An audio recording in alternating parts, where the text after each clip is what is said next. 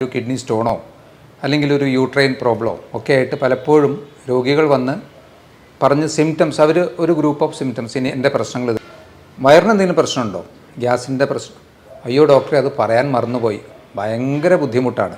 ഇനി ഇത് കൂടാതെ സ്ട്രക്ചറൽ ഡിഫക്ട്സ്, അതായത്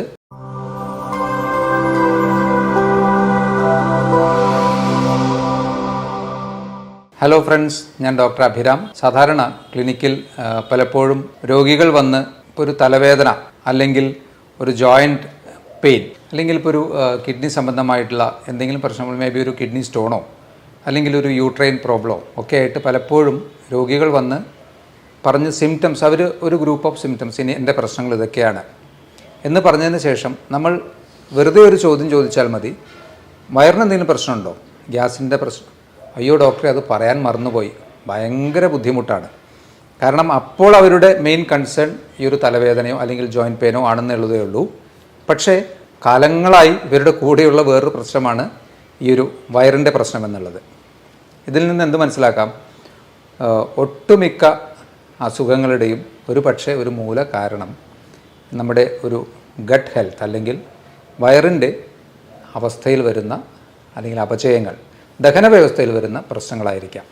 നമുക്ക് ആലോചിച്ചാൽ അത് മനസ്സിലാവുന്നതാണ്. കാരണം നമ്മൾ കഴിക്കുന്ന ഭക്ഷണം ശരിയായ രീതിയിൽ അതിനെ ദഹിപ്പിക്കാനും അതിൽ നിന്ന് വേണ്ട പോഷകങ്ങളെ ശരീരത്തിന് വലിച്ചെടുക്കാനും അതിനെല്ലാം ശേഷം ബാക്കി വരുന്നവയെ കൃത്യമായി പുറന്തള്ളാനും കഴിഞ്ഞിട്ടില്ലെങ്കിൽ തന്നെ നമുക്ക് അസുഖങ്ങൾ സ്റ്റാർട്ട് ചെയ്യും. കാരണം എല്ലാം ബേസ് ചെയ്തിരിക്കുന്നത് ഈ ഒരു ഭക്ഷണവുമായി റിലേറ്റഡ് ആയിട്ടാണല്ലോ.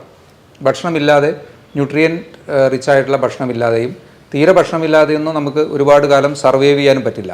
അത് അസുഖങ്ങളിലേക്ക് നയിക്കും. അപ്പോൾ എല്ലാത്തിൻ്റെ ഒരു ബേസിക് കാരണം ഇത് തന്നെ ആയിരിക്കാം.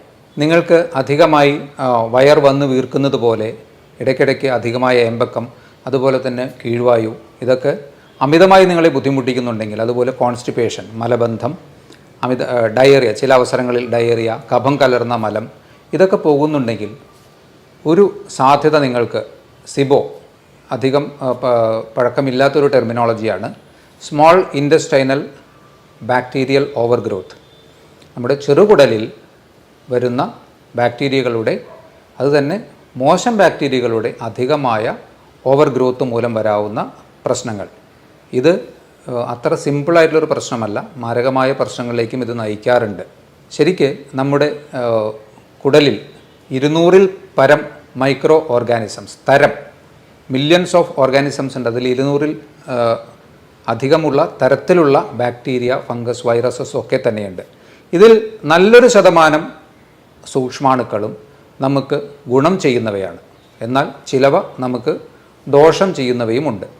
ഈ ദോഷം ചെയ്യുന്നവയുടെയും നല്ല സൂക്ഷ്മാണുക്കളുടെയും ആ ഒരു ബാലൻസിൽ കാര്യമായ വ്യതിയാനങ്ങൾ വരുമ്പോൾ തീർച്ചയായിട്ടും പ്രശ്നങ്ങളുണ്ടാകും. ദഹന വ്യവസ്ഥയിൽ കാര്യമായ അപചയങ്ങൾ ഉണ്ടാകും. ഈ ഒരു സിബോ എന്ന ഒരു അസുഖവുമായി ബന്ധപ്പെട്ട് പറയാവുന്ന പ്രോബബിൾ ആയിട്ടുള്ള ചില കാരണങ്ങളെക്കുറിച്ച് നോക്കുമ്പോൾ, ഒരു കാരണം നമ്മുടെ ആസിഡിക് മീഡിയ, ശരിക്കും നമ്മുടെ സ്റ്റൊമക്കിൽ, ആമാശയത്തിൽ നല്ല ആസിഡ് സെക്രീഷൻ ഉണ്ട്. അതായത് ദഹനരസമായിട്ട് പുറപ്പെടുവിക്കുന്ന ആസിഡ് സെക്രീഷൻ ആമാശയത്തിൽ ഉണ്ട്. അതൊരു ഹൈഡ്രോക്ലോറിക് ആസിഡ് തന്നെ, കുറച്ച് വീര്യമുള്ള ആസിഡ് തന്നെയാണ്. അപ്പോൾ ഈ ആസിഡ് മീഡിയത്തിലെ കുറവ് വന്ന് അത് ആൽക്കലൈൻ മീഡിയത്തിലേക്ക് പോകുമ്പോഴാണ് ശരിക്കും പറഞ്ഞാൽ ഈ ഒരു ബാക്ടീരിയൽ ഓവർ ഗ്രോത്ത് കൂടുതലായിട്ട് വരുന്നത്. ശരിക്കും ആമാശയത്തിൽ നിന്ന് മുന്നോട്ട് പോകുന്നതിനനുസരിച്ചിട്ട് ദഹനത്തിൻ്റെ പ്രാഥമികമായിട്ടുള്ള നല്ലൊരു ഭാഗം നടക്കുന്നതും ആമാശയത്തിൽ വെച്ചാണല്ലോ.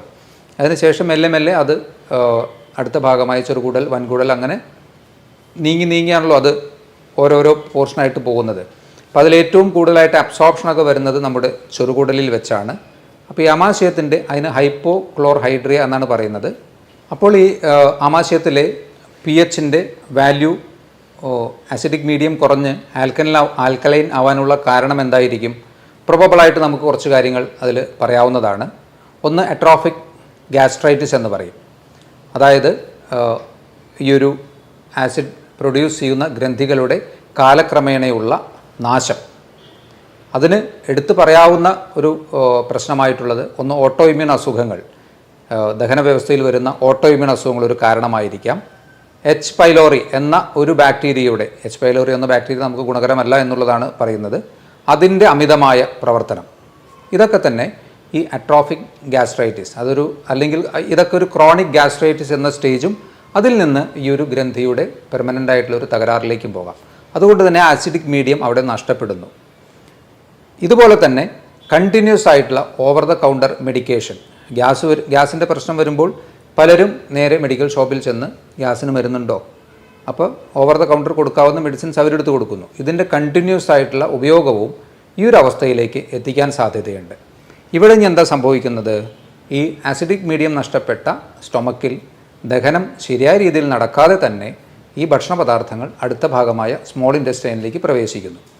ദഹനം ശരിയായി നടക്കാത്ത ആസിഡിക് മീഡിയം അവിടെ ഇല്ല, നടക്കാനുള്ള ആസിഡിക് മീഡിയമോ അവിടെ ഇല്ല. സ്മോൾ ഇൻറ്റസ്റ്റൈനിൻ്റെ പ്രധാന ഫംഗ്ഷൻ എന്നുള്ളത് ന്യൂട്രിയൻസിൻ്റെ അബ്സോർപ്ഷനാണ്. അപ്പോൾ അതുകൊണ്ട് തന്നെ ഈ സാധനങ്ങൾ, ഈ ഭക്ഷണ പദാർത്ഥങ്ങൾ അവിടെ കിടന്ന് കൂടുതൽ ഫെർമെൻറ്റ് ചെയ്യാനുള്ള സാധ്യതയുണ്ട്. അപ്പോൾ ഈ നല്ല ബാക്ടീരിയയും മോശം ബാക്ടീരിയയുമായിട്ടുള്ള ആ ഒരു സന്തുലിതാവസ്ഥ നഷ്ടപ്പെടുന്നു, മോശം ബാക്ടീരിയകൾ പെരുകുന്നു. ഇതാണ് ശരിക്ക് സിബോ, സ്മോൾ ഇൻറ്റസ്റ്റൈനൽ ബാക്ടീരിയൽ ഓവർഗ്രോത്ത് ഒരു കാരണമായി പറയാവുന്നത്. അതുപോലെ തന്നെ അധികമായ ആൽക്കഹോൾ ഉപയോഗം, ഇതൊക്കെ തന്നെ ഇത്തരത്തിൽ ഈ ഒരു ആമാശയത്തിൻ്റെ ബേസിക് ആയിട്ടുള്ള പ്രോപ്പർട്ടിയെ നശിപ്പിക്കാനും ഈ ഒരു സിബോ എന്ന അവസ്ഥയിലേക്ക് എത്താനുമുള്ള സാധ്യതകൾ വർദ്ധിപ്പിക്കുകയാണ് ചെയ്യുന്നത്. അപ്പോൾ ഇതിൻ്റെ കാരണങ്ങളിലൊന്ന് ഇപ്പോൾ ഓൾറെഡി പറഞ്ഞ ഈ 2 ബാക്ടീരിയകളുടെ പ്രപ്പോർഷനിൽ വരുന്ന മോശം ബാക്ടീരിയകളുടെ ഓവർ ഗ്രോത്ത്, 2 ഹൈപ്പോക്ലോർഹൈഡ്രിയ, അതായത് ആസിഡിക് മീഡിയം നഷ്ടപ്പെടുന്ന ഒരു പ്രശ്നം. മൂന്നാമതായി പറയാവുന്നത് ലോ മോട്ടിലിറ്റിയാണ്. അതായത് നമ്മുടെ വായിൽ നിന്ന് ഭക്ഷണം കഴിച്ച് അത് അവസാനം മലാശയത്തിലൂടെ അതിൻ്റെ വേസ്റ്റ് പ്രൊഡക്ട്സ് പുറത്തേക്ക് പോകുന്ന ആ ഒരു ടൈം ഫാക്ടറിൽ വരുന്ന വ്യതിയാനം, ഈ ഒരു ദഹന വ്യവസ്ഥ കുറച്ച് ലോ അല്ലെങ്കിൽ സ്ലോ ആകുന്നതിൻ്റെ ഭാഗമായിട്ടും കൂടുതൽ സമയം ഭക്ഷണ പദാർത്ഥങ്ങൾ കെട്ടി നിൽക്കാനും ഫെർമെൻറ്റഡ് ആവാനും ഈ ഒരു ബാക്ടീരിയയുടെ ഓവർ ഗ്രോത്ത് വരാനും സാധ്യതയുണ്ട്. ആൽക്കഹോളിൻ്റെ അബ്യൂസ്, ഇത് രണ്ടും തമ്മിലുള്ള വ്യത്യാസം നിങ്ങൾ മനസ്സിലാക്കിയാൽ അതിലത്തെ പ്രശ്നം കഴിഞ്ഞു. പലരും അതിലേക്കൊരു ഡിപ്പെൻഡൻസിയിലേക്കോ അല്ലെങ്കിൽ ടു ഫ്രീക്വൻ്റ് ആയിട്ടുള്ള ആൽക്കഹോൾ കൺസംഷനിലേക്കോ പോകുമ്പോൾ ആൽക്കഹോൾ തീർച്ചയായിട്ടും കഴിക്കാതിരിക്കുക തന്നെയാണ് നല്ലത്. എന്നാലും അതിനെ മിനിമലൈസ് ചെയ്യാനും അതിനെ ലിമിറ്റ് ചെയ്യാനും പറ്റാത്തവർക്ക് ഈ ഒരു പ്രശ്നം വരാനുള്ള സാധ്യതകൾ കൂടുതലാണ്.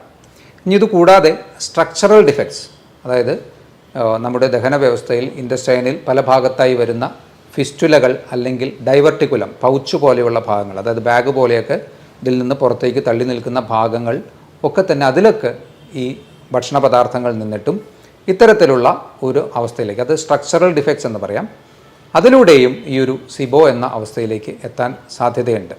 ആർക്കൊക്കെയാണ് ഈ ഒരു അസുഖം വരാൻ കൂടുതൽ സാധ്യതയുള്ളത്? ഒന്ന്, ക്രമം തെറ്റിയിട്ടുള്ള ഭക്ഷണം കഴിക്കുന്നവർക്ക് തീർച്ചയായും സാധ്യതകൾ കൂടുതലാണ്. മെൻ്റൽ സ്ട്രെസ്സ് കൂടുതലുള്ളവർക്ക് സാധ്യത കൂടുതലാണ്. ഏജ് അഡ്വാൻസ് ചെയ്യുന്നതിനനുസരിച്ച്, ഏജ് കൂടുന്നതിനനുസരിച്ചിട്ട് ഈ ഒരു അസുഖത്തിനുള്ള ടെൻഡൻസി കൂടി വരുന്നു. ആൽക്കഹോൾ അബ്യൂസ്, ആൽക്കഹോൾ കൂടുതലായി കഴിക്കുന്നവർക്ക് വരാനുള്ള സാധ്യതകൾ കൂടുതലാണ്. പാർക്കിൻസണിസം പോലെയുള്ള അസുഖങ്ങളുള്ളവർ, അതുപോലെ തന്നെ ഹൈപ്പോതൈറോയിഡിസം പോലെയുള്ള അസുഖങ്ങളുള്ളവർ ഒക്കെ തന്നെ ഈ ഒരു സിബോ ഡെവലപ്പ് ചെയ്യാൻ ടെൻഡൻസി ഉള്ളവർ, കൂടുതൽ സാധ്യതയുള്ളവർ എന്ന് പറയേണ്ടി വരും. കിഡ്നി അസുഖങ്ങളുള്ളവർക്കും ഈ ഒരു അസുഖത്തിനുള്ള ടെൻഡൻസി കൂടുന്നു. ഡയബറ്റീസ് പോലെയുള്ള അസുഖങ്ങളുള്ളവർക്ക്, അതുപോലെ തന്നെ ഓൾറെഡി നമ്മുടെ ദഹന വ്യവസ്ഥയുമായി പ്രശ്നങ്ങളുള്ളവർ, for example IBS, irritable bowel syndrome, ഇതും വളരെ കോമൺ ആയിട്ടുള്ളൊരു അസുഖമാണ്. ഇത്തരത്തിലുള്ള അസുഖങ്ങളുള്ളവർക്കും അതുപോലെ മറ്റ് ഓട്ടോഇമ്യൂൺ അസുഖങ്ങൾ ടെൻഡൻസിയൊക്കെ ഓൾറെഡി ശരീരത്തിലുള്ളവർക്കൊക്കെ ഈ ഒരു അവസ്ഥയിലേക്ക് പോകാനുള്ള സാധ്യതകൾ കൂടുതലാണ്. ഈ ഒരു അവസ്ഥയിലൂടെ നമുക്ക് വരാവുന്ന പ്രശ്നങ്ങളൊക്കെ എന്തൊക്കെയാണ്? ശരിക്കും ഏറ്റവും ഗുരുതരമായി സംഭവിക്കാവുന്ന പ്രശ്നങ്ങൾ അബ്സോർപ്ഷൻ ഡിഫക്ട്സ് ആണ്. നമ്മുടെ കഴിക്കുന്ന ഭക്ഷണത്തിൽ നിന്ന് അതിൻ്റെ ന്യൂട്രിയൻസിനെ, മാക്രോ ആൻഡ് മൈക്രോ ന്യൂട്രിയൻസിനെയൊക്കെ വലിച്ചെടുക്കുന്ന പ്രധാന ഭാഗമായ സ്മോൾ ഇൻറ്റസ്റ്റൈനിലെ പ്രവർത്തന തകരാറുകൾ തീർച്ചയായിട്ടും ഡെഫിഷ്യൻസീസിലേക്കാണ് നമ്മളെ നയിക്കുന്നത്. അതിൽ തന്നെ ഇപ്പോൾ നിങ്ങൾ അകാരണമായി നിങ്ങൾക്ക് കൈകാലുകൾ തരിപ്പ്, നിങ്ങൾ നല്ല ഗ്യാസിൻ്റെ പ്രശ്നമുള്ള ഒരാളാണ്, കുറേ വർഷങ്ങളായിട്ട് ഈ ഒരു പ്രശ്നമുള്ള ആളാണ്, കാലക്രമേണ നിങ്ങൾക്ക് മറ്റ് പ്രശ്നങ്ങളൊന്നും നോക്കുമ്പോൾ, ഫോർ എക്സാമ്പിൾ ഒരു ഡയബറ്റീസ് ഇല്ല, അല്ലെങ്കിൽ മറ്റ് പ്രത്യക്ഷത്തിൽ വേറെ നിങ്ങൾക്ക് പ്രശ്നമൊന്നുമില്ല, പക്ഷേ നിങ്ങൾക്ക് കൈകാലുകൾ തരിപ്പ്, കടച്ചിൽ, അല്ലെങ്കിൽ സൂചി കൊണ്ട് കുത്തുന്ന പോലെയുള്ള ചില ടൈപ്പ് ഓഫ് സെൻസേഷൻസ് ഇതൊക്കെയുണ്ട്. ടെസ്റ്റ് ചെയ്യുമ്പോൾ ചിലപ്പോൾ നിങ്ങൾ B12 ഡെഫിഷ്യൻ്റ് ആയിരിക്കാം. കാരണം ഈ അസുഖം മൂലം ഓൾറെഡി നിങ്ങൾക്ക് നിങ്ങൾ തിരിച്ചറിയാതെ പോയ ഈ അസുഖം കാരണം നിങ്ങൾ B12 ഡെഫിഷ്യൻ്റ് ആവുന്നു. അതിൻ്റെ പരിണിത ഫലമായിട്ടുള്ള ലക്ഷണങ്ങളാണ് നേരത്തെ സൂചിപ്പിച്ചത്. അതുപോലെ തന്നെ ഫാറ്റ് മെറ്റബോളിസത്തിൽ, പ്രോട്ടീൻ അബ്സോർപ്ഷനിലൊക്കെ ഡിഫക്ട്സ് വരാം. അയൺ അബ്സോർബ് ചെയ്യുന്നതിൽ ഡിഫക്ട്സ് വരാം. ഡെഫിഷ്യൻസീസ് ഈ ഒരു അസുഖത്തിൻ്റെ ഒരു വലിയ പ്രശ്നമാണ്. അതുമൂലം തന്നെ എന്തുണ്ടാകാം? വെയിറ്റ് റിഡക്ഷൻ ഉണ്ടാകാം. ന്യൂട്രിയൻസിനെ ശരിയായ രീതിയിൽ ശരീരത്തിന് അബ്സോർബ് ചെയ്യാൻ പറ്റുന്നില്ലെങ്കിൽ സ്വാഭാവികമായിട്ടും വെയിറ്റ് റിഡക്ഷൻ ഒരു ചാൻസ് ആണല്ലോ. അപ്പോൾ വെയിറ്റ് റിഡക്ഷനുള്ള സാധ്യതകൾ കൂടുന്നു. കാലക്രമേണ ഇത് മറ്റ് അസുഖങ്ങളിലേക്ക്, ഓരോ ഡെഫിഷ്യൻസി ഓരോ തലങ്ങളിൽ അതിൻ്റെ സിംറ്റംസ് കാണിച്ചുകൊണ്ടിരിക്കുമല്ലോ. അപ്പം അത്തരത്തിൽ ഗുരുതരമായ അവസ്ഥകളിലേക്ക് ഈ ഒരു സിബോ വളരെ സിമ്പിളായിട്ട് നമുക്ക് ഗ്യാസിൻ്റെ പ്രശ്നമെന്ന് തള്ളി എന്ന് പറഞ്ഞ് ഒഴിവാക്കാൻ പറ്റാവുന്നതല്ല പലപ്പോഴും വയറുമായി ബന്ധപ്പെട്ട പ്രശ്നങ്ങൾ. അതുകൊണ്ട് നമ്മുടെ ശരീരത്തിൻ്റെ പ്രാഥമിക ഫങ്ഷൻസ് നിർവഹിക്കുന്ന, അല്ലെങ്കിൽ കഴിക്കുന്ന ഭക്ഷണത്തിൽ നിന്ന് നമുക്ക് വേണ്ട കാര്യങ്ങൾ ചെയ്തു തരുന്ന കുടലിൻ്റെ പ്രവർത്തനം കൃത്യമാണോ എന്ന് വിലയിരുത്തേണ്ടത് ആവശ്യമാണ്. അതാണ് ഈ പറഞ്ഞ കാര്യങ്ങളെല്ലാം കാണിക്കുന്നത്. അപ്പോൾ നിങ്ങൾക്ക് ഇത്തരത്തിലുള്ള അമിതമായ വയറ് വീർത്ത് കെട്ടുന്ന അവസ്ഥ, പുളിച്ചു തേട്ടൽ, ഏമ്പക്കം, കീഴ്വായു, ഇടയ്ക്കിടയ്ക്കുള്ള വയറുവേദന, ഈ പ്രശ്നങ്ങളൊക്കെ ഉണ്ടെങ്കിൽ കുറച്ചുകൂടി ഒന്ന് കരുതിയിരിക്കുന്നത് നല്ലതായിരിക്കാം. ഈ ഒരു കണ്ടീഷനെ നമുക്ക് എങ്ങനെ മാനേജ് ചെയ്യാൻ പറ്റും? ഭക്ഷണത്തിൽ തന്നെയായിരിക്കുമല്ലോ ആദ്യം ശ്രദ്ധിക്കേണ്ടത്. കാരണം പ്രൈമറിലി ആ ഭക്ഷണത്തിൽ വന്ന പ്രശ്നങ്ങളും അതിലൂടെ ദഹന വ്യവസ്ഥയിൽ വന്ന അപജയങ്ങളുമാണ് ഈ ഒരു അവസ്ഥയിലേക്ക് നയിച്ചത്. അപ്പോൾ അതുകൊണ്ട് ഭക്ഷണത്തിൽ ആദ്യം ജങ്ക് ഫുഡ് കംപ്ലീറ്റ് ആയിട്ട് ഒഴിവാക്കുക, പഞ്ചസാര ഉൾപ്പെട്ടത് കംപ്ലീറ്റ് ആയിട്ട് ഒഴിവാക്കുക. കുറച്ച് ഫൈബർ അധികമായി കഴിക്കേണ്ട ആവശ്യമില്ല, എന്നാൽ തീർത്തും അവോയ്ഡ് ചെയ്യേണ്ട ആവശ്യമില്ല. ഫൈബറിൻ്റെ അളവ് ഒന്ന് മോഡറേറ്റ് അളവിലേക്ക് ആക്കുക. ഈ ഒരു പ്രശ്നമാണെന്ന് വിചാരിച്ച് ഫൈബർ മാത്രം കഴിച്ചുകൊണ്ടിരിക്കേണ്ട, അതിൻ്റെ ആവശ്യമില്ല. ഫൈബറിൻ്റെ അളവ് ഒന്ന് മിനിമൈസ് ചെയ്യുന്നതും നല്ലതായിരിക്കാം. ആൽക്കഹോൾ യൂസ് ഉണ്ടെങ്കിൽ കംപ്ലീറ്റ് സ്റ്റോപ്പ് ചെയ്യുക. സ്മോക്കിംഗ് ഉണ്ടെങ്കിൽ അത് കംപ്ലീറ്റ് സ്റ്റോപ്പ് ചെയ്യുക. അതുപോലെ തന്നെ ഇപ്പോൾ ഒഴിവാക്കേണ്ട കാര്യങ്ങൾ നമുക്ക് മനസ്സിലായി. ഇനി നിങ്ങൾക്ക് വയറിൻ്റെ ദഹന വ്യവസ്ഥയെ എപ്പോഴും സഹായിക്കുന്ന ഘടകങ്ങളാണ് പ്രോബയോട്ടിക്സ്.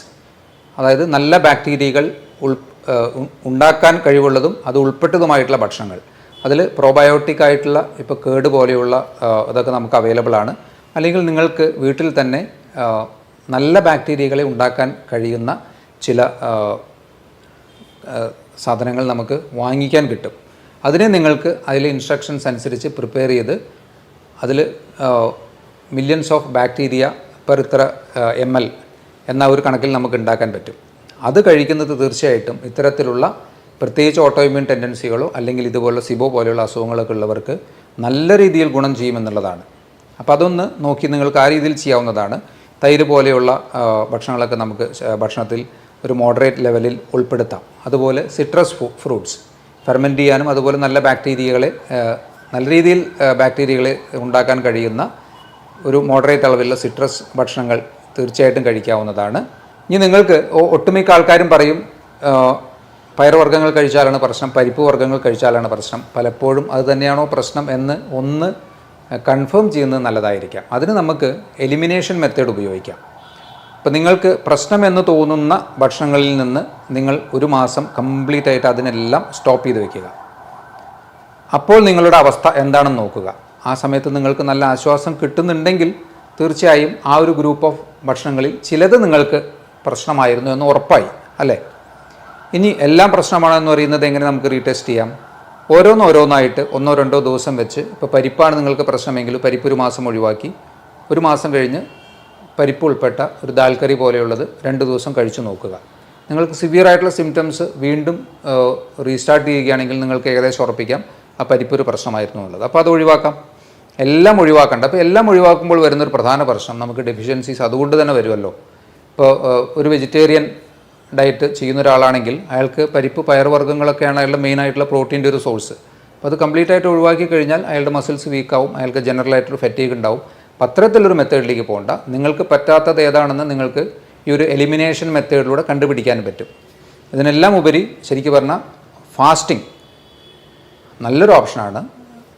ഇൻ്റർമീഡിയറ്റ് ഫാസ്റ്റിംഗ് നല്ലൊരു ഓപ്ഷനാണ്. പ്രത്യേകിച്ച് ക്രോണിക് ആയിട്ടുള്ള അസുഖങ്ങൾക്കും ഓട്ടോഇമ്യൂൺ അസുഖങ്ങൾക്കും ഇതുപോലെ വയർ സംബന്ധമായിട്ടുള്ള പ്രശ്നങ്ങൾക്കൊക്കെ തന്നെ ഫാസ്റ്റിംഗ് നല്ല രീതിയിൽ വ്യത്യാസം തരുന്നു. അതിൽ നിന്ന് നമുക്ക് വീണ്ടും മനസ്സിലാക്കാം നമ്മുടെ ദഹന വ്യവസ്ഥയാണ് പ്രാഥമികമായി എല്ലാത്തിൻ്റെയും അടിസ്ഥാന അസുഖങ്ങളുടെ കാരണം.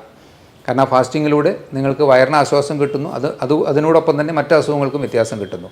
ഇൻ്റർമീഡിയറ്റ് ഫാസ്റ്റിംഗ് ഇത്തരത്തിലുള്ള അസുഖങ്ങൾക്കൊന്ന് പരീക്ഷിച്ച് നോക്കാവുന്നതാണ്.